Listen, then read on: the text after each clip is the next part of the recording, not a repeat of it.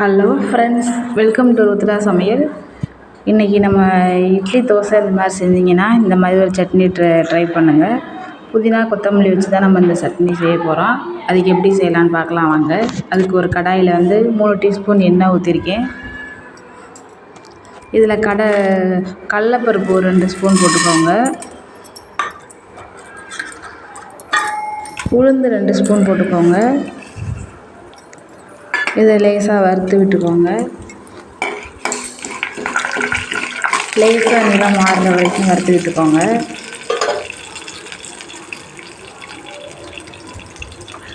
இதில் நான் பெரிய வெங்காயம் சேர்த்துருக்கேன். ஒரு 2 பெரிய வெங்காயம் சேர்த்துருக்கேன். சேர்த்து லேசாக வதக்கி விட்டுக்கோங்க. ரொம்ப வதங்கணும்னு அவசியம் இல்லை. அந்த பச்சை நிறம் மாறுற அளவுக்கு வதங்கினா போதும். இதில் வெள்ளைப்பூடு சேர்த்துக்கோங்க. ஒரு 7 பல் 8 பல் அளவு நான் வெள்ளைப்பூடு சேர்த்துருக்கேன்.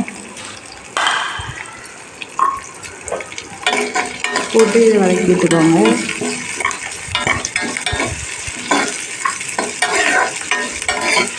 பச்சை மிளகா உங்கள் காரத்துக்கு ஏற்றவாறு சேர்த்துக்கோங்க. நான் 5 பச்சை மிளகா சேர்த்துருக்கேன். போட்டு அதையும் நல்லா சேர்த்து வதக்கி விட்டுக்கோங்க. இதில் புளி கொஞ்சம் சேர்த்துக்கோங்க.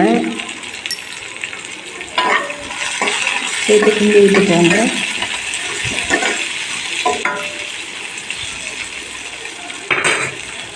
இப்போ இதில் கொத்தமல்லி ஒரு கைப்பிடி அளவு சேர்த்துக்கோங்க. புதினா ஒரு கைப்பிடி அளவு சேர்த்துக்கோங்க. சேர்த்து வதக்கி விட்டுக்கோங்க. இது ரொம்ப வதங்கணுன்றதுலாம் இல்லை, லேசாக வதங்கினாலே போதும். தேவையான அளவு உப்பு சேர்த்துக்கோங்க. கிண்டி விட்டுட்டு இதை கொஞ்சம் நேரம் நம்ம அப்படியே ஆற விட்டுடலாம்.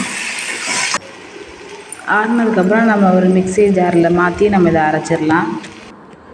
மிக்ஸி ஜாரில் சேர்த்தாச்சு. இதை நம்ம இப்போ அரைச்சிட்டு வந்துடலாம்.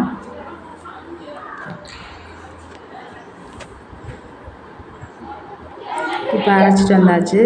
ரொம்ப நைஸாக இருக்கக்கூடாது, இந்த மாதிரி கொரகொரப்பு தன்மையோடு இருக்கணும். இதை இப்போ நம்ம ஒரு பவுலில் மாற்றிட்டு தாளிப்பு சேர்த்துடலாம். அதுக்கு ஆயில் ஊற்றி கடுகு உளுந்து சேர்த்துக்கோங்க. நல்லா வெடிக்க விடுங்க. இதில் வரமிளகா கருவேப்பிலை சேர்த்துக்கோங்க. இப்போ அந்த சட்னியில் நம்ம தாளிப்பை ஊற்றிடலாம்.